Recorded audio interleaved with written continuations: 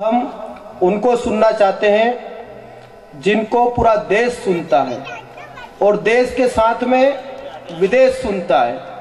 आदरणीय प्रोफेसर राजीव शर्मा जी हमारे इंदौर शहर नहीं, हमारे पूरे मध्य प्रदेश की शान है, हमारे अपने गौरव है।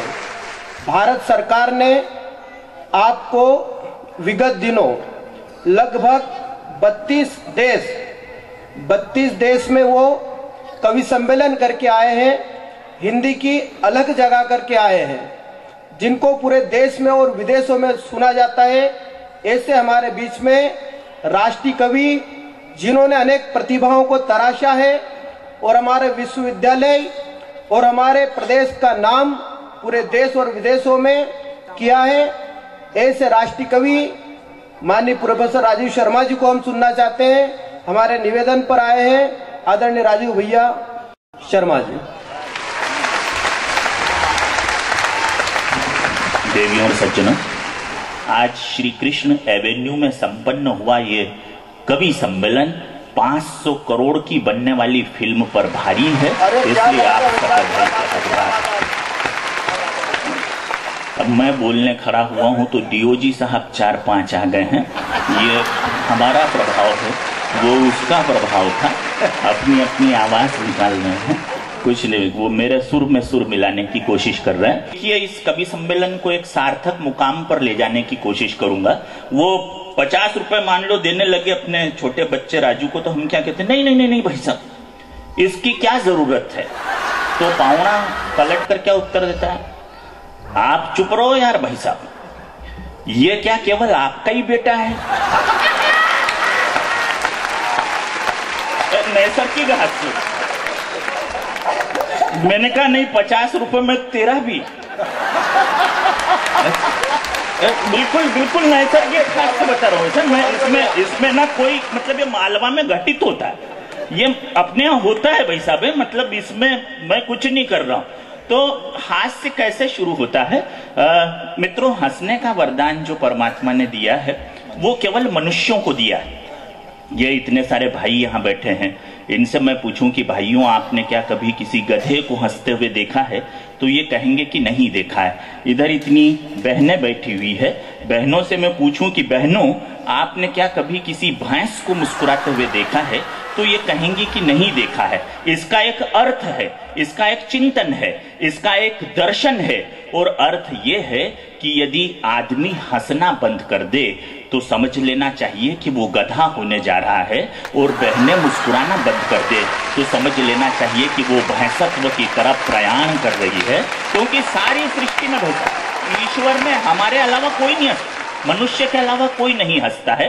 तो हम हास्य की यात्रा कर रहे हैं। देखिए, मैं जो बात कहूंगा भाई साहब तार्किक तौर पर कहूंगा, इसमें तर्क से परे कुछ भी नहीं होगा। मैं पिछले दिनों अहमदाबाद गया एक कवि सम्मेलन के दौरान, तो वहां मेरा एक जीतू भाई दोस्त है, वो हार्ट का डॉक्टर है, उसका बहुत बड़ा हार्ट की सर्जरी करने का हॉस्पिटल है। उस हॉस्पिटल के आईसीयू के बाहर उसने 2 पंक्तियां लिख रखी है। मैं आपको उस हार्ट की सर्जरी के आईसीयू के बाहर लिखी हुई 2 पंक्तियों का पाठ करके सुनाता हूं और फिर मैं अपनी यात्रा शुरू करता हूं। उस हार्ट सर्जरी के बाहर वहां पर लिखा हुआ है कि यदि दिल खोल लेते, रवि भाई इस ऐसे आयोजनों की क्या उपयोगिता है, मैं आपको और शुक्ला जी बधाई दूंगा ये कि इसकी जो उपयोगिता है वो 2 पंक्तियों से साबित हो रही है कि यदि दिल खोल लेते हंस बोल कर हम यारों के साथ, यदि दिल खोल लेते हंस बोल कर हम यारों के साथ, तो हमें ये दिल नहीं खोलना पड़ता औजारों के साथ। तो ये दिल खोलने के प्रयोजन है और ये हास्य के माध्यम से होते हैं। मैं यहाँ विश्वविद्यालय में और शासकीय कला वाणिज्य महाविद्यालय में पत्रकारिता विभाग का हेड ऑफ द डिपार्टमेंट हूँ, प्रोफेसर हूँ। मैंने जीतू भाई अपने विद्यार्थी से एक रोज पूछा कि बताओ बेटा 2 अक्टूबर को क्या हुआ था, तो उसने कहा सर 2 अक्टूबर को महात्मा गांधी का जन्म हुआ था। मैंने कहा शाबाश बेटा, अब ये बता कि 14 नवंबर को क्या हुआ था, तो उसने कहा कि सर 14 नवंबर को महात्मा गांधी 1.5 महीने के हो गए थे। देखिए अभी यात्रा शुरू कर रहा हूँ। वो मैंने कहा वाह यार बेटा, तेरे को गांधी जी के बारे में तो सब पता है, लेकिन जवाहरलाल नेहरू के बारे में कुछ भी नहीं पता है। तो उसने कहा कि क्या करें सर, फिल्म लगे रहो मुन्ना भाई में, मुन्ना भाई ने केवल गांधी जी के ही बारे में बताया है। मैंने कहा अच्छा, तेरे को गांधी जी के बारे में इतना पता है, बापू के बारे में इतना पता है, तो ये बता कि बापू जेल क्यों गए और बापू का पूरा नाम क्या है। तो उसने जो उत्तर दिया, भाई साहब देखिए, अब उस उत्तर को आप पकड़ लेना, फिर आनंद आएगा। मैंने कहा तुझे बापू के बारे में इतना ही पता है, तो ये बता कि बापू जेल क्यों गए और बापू का पूरा नाम क्या है। तो उसने कहा कि सर, बापू लड़की को छेड़ने के आरोप में जेल गए और बापू का पूरा नाम है श्री आसुमल सिरुमलानी उर्फ आसाराम बापू। बस दादा, तब मैंने 4 पंक्तियां लिखी। देखिए मैं हास्य से यात्रा को आगे बढ़ा रहा हूं। तब मैंने 4 पंक्तियां लिखी कि खदान से निकलने वाला हर पदार्थ चांदी नहीं होता। जीतू भाई एक चिंतनशील विधायक हैं, मैं उनके समक्ष कह रहा हूं कि खदान से निकलने वाला हर पदार्थ चांदी नहीं होता, हर नाविक सफल मांझी नहीं होता, होते हैं यूं तो कई गांधी, लेकिन हर गांधी महात्मा गांधी नहीं होता। अच्छा, आप एकता कपूर के पारिवारिक धारावाहिक का अर्थ समझती है ना? अच्छा समझते हो ना भाई साहब? आप जो नहीं समझते हो वो समझ ले, एकता कपूर के पारिवारिक धारावाहिक का अर्थ ये है जिन्हें देखने के बाद परिवार की एकता कपूर की तरह गायब हो जाती है, वो है एकता कपूर के पारिवारिक धारावाहिक। देखिए चिंतन दे रहा हूं भाई साहब मैं, है ना। और वो जो कौन बनेगा करोड़पति का रवि भाई सेठ है, उस पे एक तरफ अमिताभ बच्चन बैठते हैं, दूसरी तरफ हॉट सीट पर मान लीजिए कि रवि दांगी जी बैठे हैं। और अब कविता शुरू कर रहा हूं भाई साहब मैं। ये रहा अमिताभ बच्चन की आवाज में 25,000 रुपए के लिए पहला सवाल आपके कंप्यूटर स्क्रीन पर। सरदार जी मैं आप पर भी बात करूंगा, आप मुझे सामने दिख रहे हैं, ऐसा न सोचें कि यहाँ पर ये 1800 लोग हैं। मेरा मानना है कि आपकी उपस्थिति के कारण, और इधर भी एक सरदार जी हैं, आप 2,08,000 लोग यहाँ पर उपस्थित हैं, और मैं 2,08,000 लोगों की विशाल भीड़ के समक्ष अपनी बात रख रहा हूँ कि ये रहा 25,000 रुपए के लिए अमिताभ बच्चन द्वारा पहला सवाल आपके कंप्यूटर स्क्रीन पर। हंसते हंसते यात्रा शुरू कर रहा हूं मैं। फिल्म अभिनेता अभिषेक बच्चन के पिताजी का नाम बताइए। A Amar Singh, B Mulayam Singh, C Amitabh Bachchan, D इनमें से कोई नहीं। जी C Amitabh Bachchan. Are you sure? जी श्योर। कॉन्फिडेंट? जी कॉन्फिडेंट। लॉक कर दें क्या? जी जल्दी से लॉक कर दीजिए, वरना कई दावेदार खड़े हो जाएंगे। तो आपका जवाब एकदम सही। अभिषेक बच्चन के पिताजी का नाम सी अमिताभ बच्चन। आप जीत गए हैं 25,000 रुपए। और रवि दांगी जी, ये रहा 50,000 रुपए के लिए दूसरा सवाल आपके कंप्यूटर स्क्रीन पर।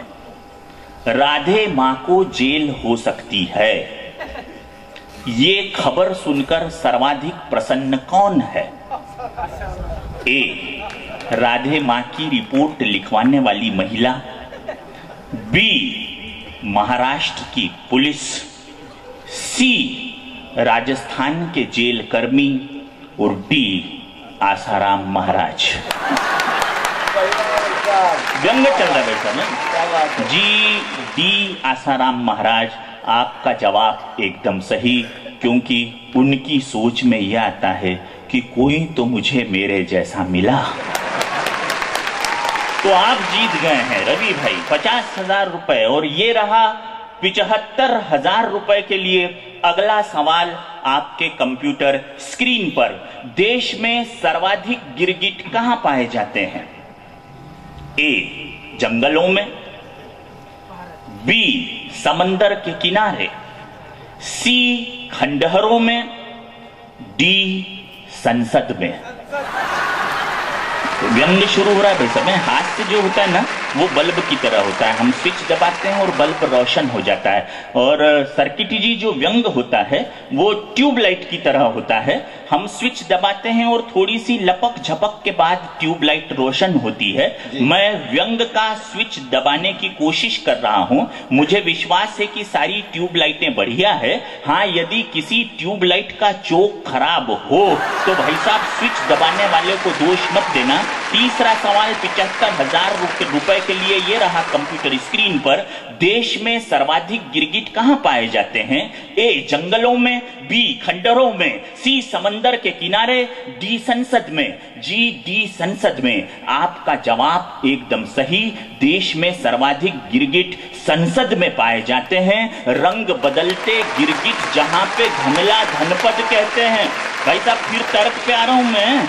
रंग बदलते गिरगिट जहां पे धनला धनपद कहते हैं। ये पंक्ति मैंने इसलिए लिखी भाई साहब क्योंकि लोकसभा में जब 5-5 लाख रुपए की गड्डियां संसद सदस्य लहरा रहे थे और दूसरे संसद सदस्य और मंत्री उसे लेने की स्वीकारोक्ति कर रहे थे, तब कवि ने ये उद्गार लिखे कि रंग बदलते गिरगिट यहां पे धनला धनपद कहते हैं। भारत देश में उसी जगह को हम सब संसद कहते हैं। और उस संसद में कौन भाई साहब?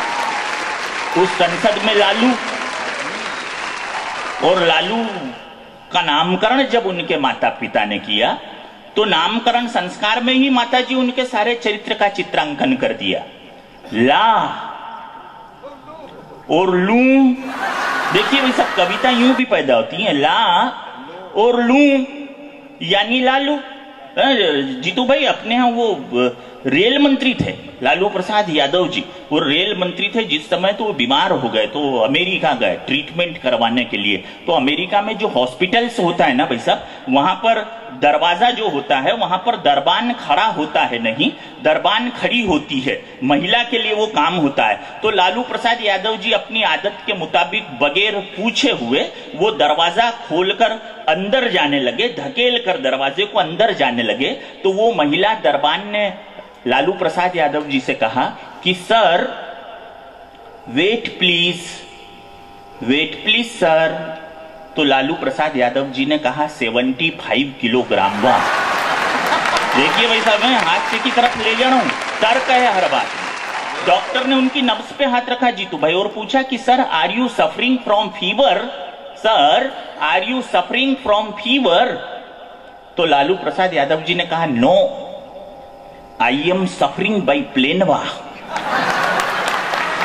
जब लालू प्रसाद यादव जी के मित्रों ने ये देखा कि ऐसी अंग्रेजी है लालू जी की, तो उन्होंने सोचा कि क्लिंटन साहब अमेरिका के पूर्व राष्ट्रपति इन दिनों बिल्कुल फ्री हैं और बहुत अच्छी अंग्रेजी बोलते हैं। ऐसा करते हैं हम लालू प्रसाद यादव जी को अंग्रेजी सीखने के लिए क्लिंटन साहब के पास छोड़ देते हैं। तो 6 महीने के लिए क्लिंटन साहब के पास लालू प्रसाद यादव जी को अंग्रेजी सीखने के लिए छोड़ दिया गया। 6 महीने बाद बिहार से लालू जी के मित्र क्लिंटन साहब के पास पहुंचे और उन्होंने जाकर पूछा कि क्लिंटन साहब आपने इन 6 महीनों में लालू प्रसाद यादव जी को अच्छी तरह से अंग्रेजी सिखला दी क्या? तो क्लिंटन साहब ने उत्तर दिया कि ये जे अंग्रेजी वंग्रेजी को हम का कर सकतवा है ललवा।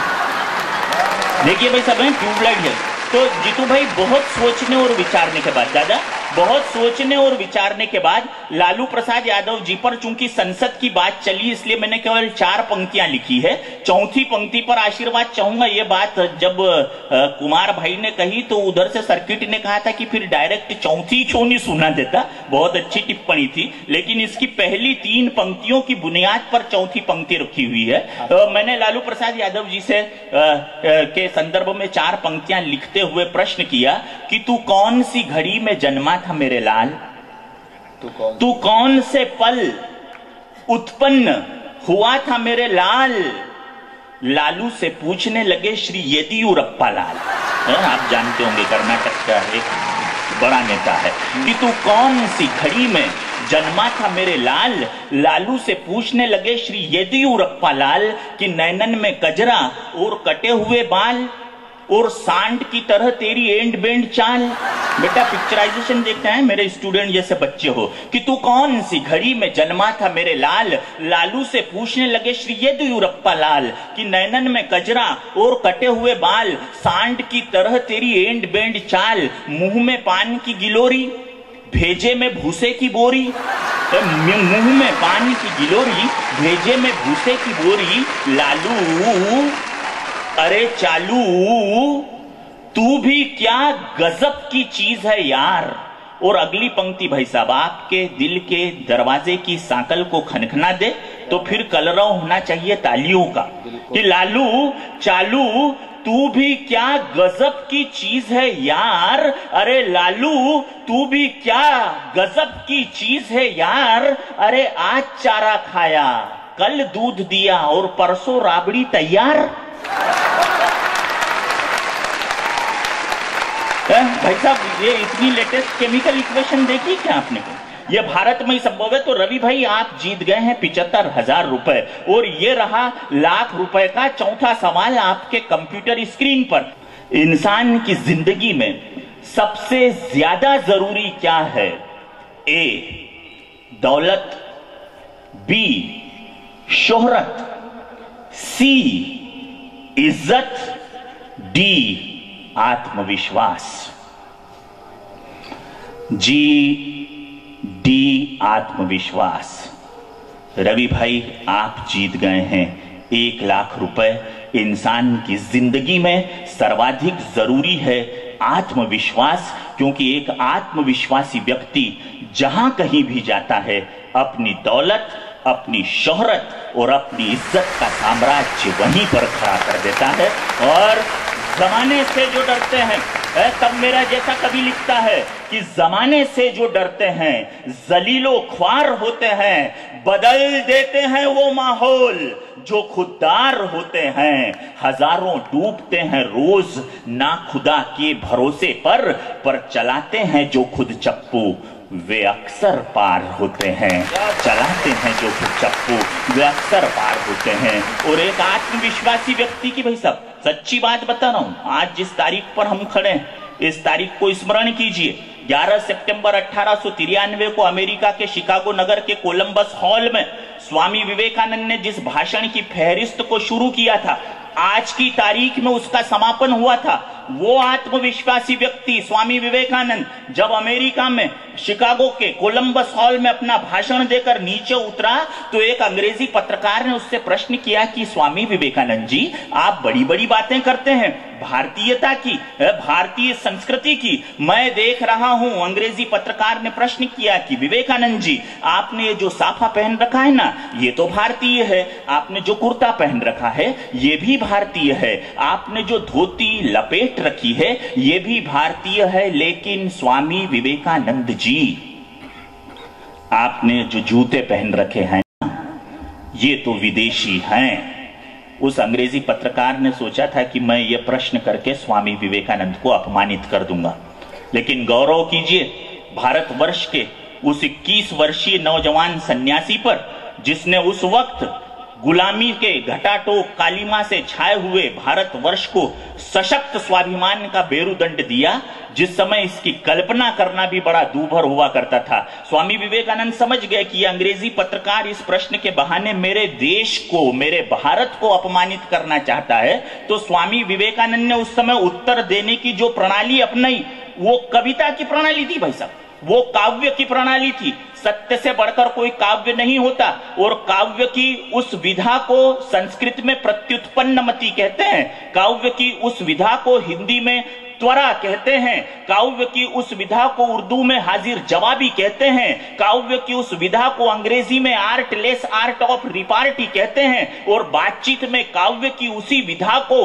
हम स्पॉन्टेनियस जवाब देने की प्रेजेंस ऑफ माइंड के नाम से बोल देते हैं। तो स्वामी विवेकानंद ने उस अंग्रेज पत्रकार को जो उत्तर दिया उस उत्तर पर भाई साहब हिंदुस्तान को प्रेम करने वाले किसी भी हाथ ने तालियां बजाए बगैर रहना नहीं चाहिए, क्योंकि मुझे लगता है कि इससे बढ़िया बात आज इस मंच पर कोई हो नहीं सकती। अंग्रेजी पत्रकार का प्रश्न, विवेकानंद जी आपका साफा भारतीय, कुर्ता भारतीय, धोती भारतीय, लेकिन जूते विदेशी क्यों? उत्तर स्वामी विवेकानंद का आप सबकी तरफ से 1893 में अमेरिका में कि सुन पत्रकार भाई, मेरा साफा भारतीय है, कुर्ता भारतीय है, धोती भारतीय है, लेकिन जूते विदेशी इसलिए हैं ताकि तुम अंग्रेजी अच्छी तरह समझ सको कि तुम्हारा स्थान हम भारतीयों के लिए पैरों के नीचे ही है।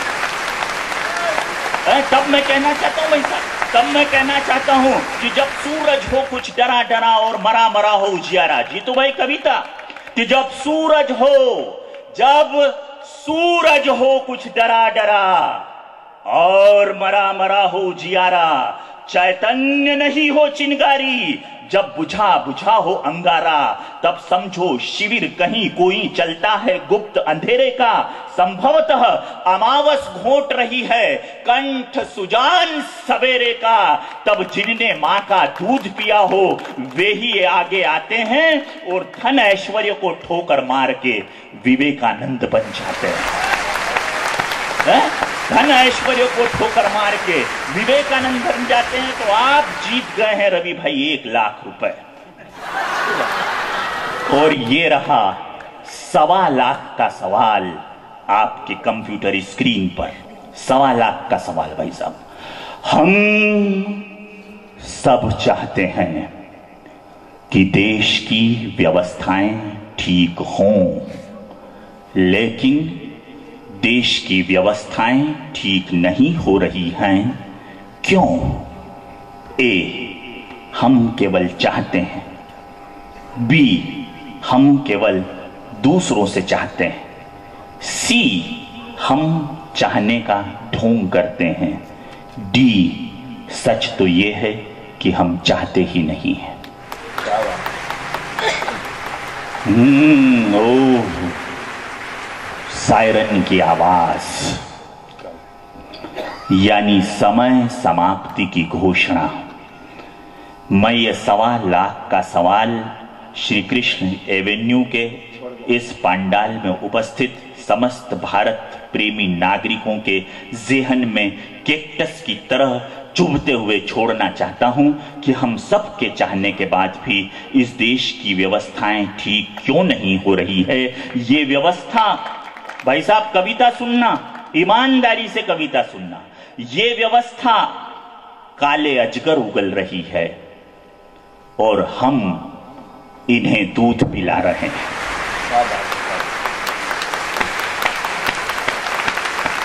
काले अजगर इसलिए भाई साहब क्योंकि मैं लंदन में कवि सम्मेलन करने गया 1835 में। वहां के एक अंग्रेज मकॉले ने, जिसे हिंदी में लॉर्ड मैकॉले बोलते हैं, हमारे लिए लॉर्ड नहीं है, उसने एक भाषण दिया। उस भाषण को मैं रिकॉर्ड करके लाया अपने मोबाइल में। उस भाषण में उसने कहा कि मैंने 10 वर्षों तक भारतवर्ष का भ्रमण किया। भारत देश में एक भी आदमी मक्कार नहीं है, एक भी आदमी बेईमान नहीं है, एक भी आदमी कामचोर नहीं है, एक भी बार यहां पर सांप्रदायिक दंगे नहीं हुए हैं। ऐसे देश को गुलाम बनाया ही नहीं जा सकता। तब एक अंग्रेज संसद सदस्य ने ब्रिटेन में प्रश्न किया उसी संसद में कि आपको तो मैकॉले जी इसलिए भेजा कि भारत को गुलाम बनाना है और आप उसकी तारीफ कर रहे हो, आप तो ये बताओ कि गुलाम कैसे बनाए रखा जा सकता है। तो मकॉले ने उत्तर दिया कि उस देश को गुलाम बनाने का केवल एक ही तरीका है और वो तरीका ये है कि वहां की शिक्षण पद्धति को, यानी भारत देश की शिक्षण पद्धति को नेस्त नाबूद कर दो, भारतीय शिक्षा पद्धति को बर्बाद कर दो, उसमें आग लगा दो और वहां पर कॉन्वेंट के इंजेक्शन रोक दो, ताकि वहां जो पीढ़ी पैदा हो वो नस्ल से तो भारतीय हो लेकिन सोच से अंग्रेज हो। वो देश हमेशा गुलाम रहेगा और आज तक अपना वतन इसलिए गुलाम है। तो भाई साहब ये व्यवस्था काले अजगर उगल रही है और हम इन्हें दूध पिला रहे हैं। ये राजनीति आत्मा पर लात मार रही है और हम वफादारी के साथ दुम हिला रहे हैं। सही बात बोल रहा हूं भाई साहब मैं। ये व्यवस्था काले अजगर उगल रही है और हम इन्हें दूध पिला रहे हैं। ये राजनीति आत्मा पर लात मार रही है और हम वफादारी के साथ दुम हिला रहे हैं। अरे एक वे हैं यार जो रोटी की जगह गोलियां खाकर मर रहे हैं। जीतू भाई, अपने इंदौर में एक स्टूडेंट था मेरी कॉलेज में, मैं उस समय आईके कॉलेज में हिंदी साहित्य का विभागाध्यक्ष होता था। वो स्टूडेंट घुघरिया खेड़ी का स्टूडेंट था, पाटीदार उसका नाम, भाई साहब आप लोग जानते होंगे। वो 21 वर्ष की उम्र में उसने सेना में भर्ती होने का फॉर्म मुझसे प्रमाणित करवाया, गजेटेड ऑफिसर से प्रमाणित होता है। वो चले गया वहां पे, सेना में भर्ती हो गया। संयोग से वो 1 वर्ष के बाद ही कारगिल का युद्ध हो गया तो वो बेचारा मृत्यु को प्राप्त हो गया, शहादत को प्राप्त हो गया। तो वहां से उसकी लाश को घुघरिया खेड़ी खरगोन जिले में लाया गया। भाई साहब यहाँ जब राजेंद्र यादव इंदौर का था, कुमार तुमने सही बताया उस तो उसे लाया गया घुघरिया खेड़ी में जब लाया गया तो उस समय देश के केंद्रीय मंत्री जो थे, मैं उनका नाम नहीं लेना चाहता, प्रदेश के मुख्यमंत्री के एक सिपह सालार पहुंचे थे वहां, उनका भी नाम नहीं लेना चाहता। उन्होंने बड़ी बड़ी घोषणाएं की, इनकी शहीद की धर्म पत्नी को नौकरी दे देंगे, इसको 21 लाख रुपए दे देंगे इनके परिवार को, बच्चों को पढ़ने की जिम्मेदारी ले लेंगे, इनको खरगोन जिले का हॉस्पिटल फ्री हो जाएगा। मित्रों, देवियों और सज्जनों, लगभग 15 साल होने को आ रहे हैं कारगिल युद्ध के। उन्हें इन घोषणाओं में से किसी एक भी चीज की आज तक प्राप्ति नहीं हुई। 21 वर्ष का जो नौजवान हमें स्वतंत्रता दिलाने के लिए कारगिल में जाकर शहीद हो गया, उसका ताबूत जब घुघरिया खेड़ी लाया गया तो उसके ताबूत पर जो खर्च हुआ, इंदौर के एक आरटीआई कार्यकर्ता ने उस खर्च का हिसाब मांगा। भाई साहब 17 लाख रुपए कारगिल के से ताबूत को घुघरिया खेड़ी तक पहुंचाने में खर्च हुए। पूरे विश्व में एकमात्र ऐसा मुल्क है भारत देश जो अपने नौजवान शहीदों के ताबूत पर भी राजनीति के तौर पर घोटाले कर देता है मेरे भाई। तो उस समय मैं कहना चाहता हूं कि ये व्यवस्था काले अजगर उगल रही है और हम इन्हें दूध पिला रहे हैं। ये राजनीति आत्मा पर लात मार रही है और हम वफादारी के साथ दुम हिला रहे हैं। अरे एक वे हैं यार जो रोटी की जगह गोलियां खाकर मर रहे हैं और एक हम हैं जो सच को कहने तक में डर रहे हैं। मेरे समूचे वतन को, अगली पंक्ति पर आशीर्वाद कहूंगा भाई साहब, समाप्त कर रहा हूं मैं। एक हम हैं जो सच को कहने तक में डर रहे हैं। मेरे समूचे वतन को कैंसर हो गया है और हम टाइफाइड का इलाज कर रहे हैं। क्या बात है। मेरे समूचे वतन को कैंसर हो गया है और हम टाइफाइड का इलाज कर रहे हैं। आदरणीय सरदार जी मैं आपको प्रणाम करता हूं, ये कहते हुए कि हिंदी साहित्य के शब्दकोश में इस समय 11 लाख शब्द हैं सरदार जी। हर शब्द के पहले अ अक्षर लगाओ ना तो वो उसका विलोम हो जाता है। जैसे न्याय के पहले लगाया अ अक्षर तो न्याय से अन्याय एक दूसरे के ऑपोजिट वर्ड। जैसे सत्य के पहले लगाया अ अक्षर तो और सत्य और असत्य एक दूसरे के विपरीत शब्द। जैसे शोक के पहले लगाया अ अक्षर तो शोक और अशोक एक दूसरे के विलोम शब्द। लेकिन जीतू भाई 12 लाख शब्दों में एकमात्र सरदार शब्द ऐसा है जिसके पहले हम अ अक्षर लगाएं तो वो विलोम नहीं होता, वो ज्यादा प्रभावित हो जाता है। सरदार असरदार होता है। सरदार जी ये बात इसलिए मैं कह रहा हूं क्योंकि ये जो जीतू भाई, रवि भाई, ये सब है ना, आप हमारे ताऊ जी के बेटे हैं भाई साहब। यदि आप नहीं होते ना तो हम नहीं होते। आप हमारे ताऊ जी के बेटे। गुरु गोविंद सिंह ने हमारे परिवारों के सबसे बड़े और सशक्त बेटे को कहा था कि सनातन धर्म की सुरक्षा के लिए इन्हें दान कर दो। हमारे ताऊओं ने अपने सबसे बड़े बेटों को जब दान किया, सबसे सशक्त बेटों को दान किया, तब ये सरदार कौम बनी भाई साहब। इनकी बदौलत आज सनातन धर्म और ये ऐसे पांडाल जगमगा रहे हैं और सुशोभित हैं। नहीं तो आज हालात कुछ और होते।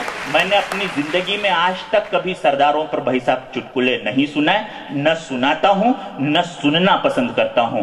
जो कौम खुद पर हंसकर दूसरों को हंसाने का साहस करती है, वो कौम सबसे ज्यादा आदरणीय होती है। और मैं सरदार कौम को वैसा इसलिए बधाई देता हूँ दादा, आप हमारे ताऊ जी के बेटे हो, आपके शब्द का कोई विलोम नहीं होता।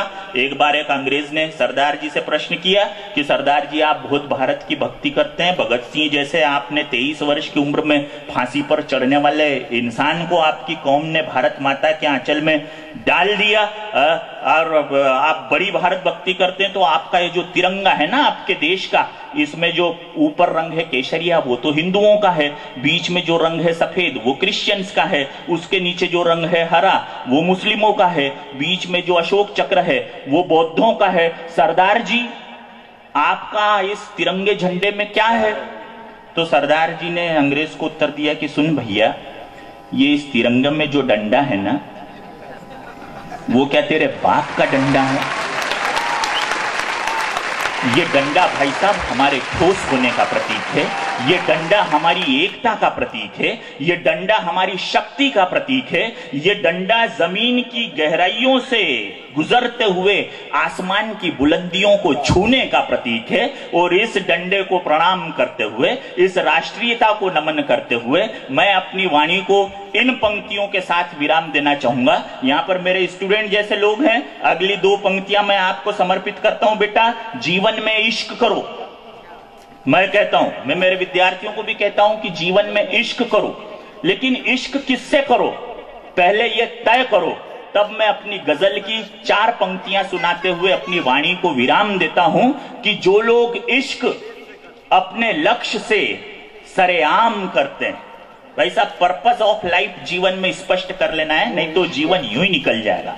कि जो लोग इश्क अपने लक्ष्य से सरेआम करते हैं, चांद और तारे भी झुककर उसे सलाम करते हैं। जो लोग इश्क अपने लक्ष्य से सरेआम करते हैं, चांद और तारे भी झुककर उसे सलाम करते हैं, और सूरज खुद अर्घ चढ़ाता है उस इंसान को जो अपना जीवन अपने वतन के नाम करते हैं। तो एक बार हम सब भारत माता की जय बोलते हुए आज के इस कवि सम्मेलन को पूर्णाहुति को प्रदत्त करते हैं। सब प्रेम से बोलिए, बोलिए भारत माता की जय। थैंक यू, धन्यवाद, शुक्रिया, सादर प्रणाम।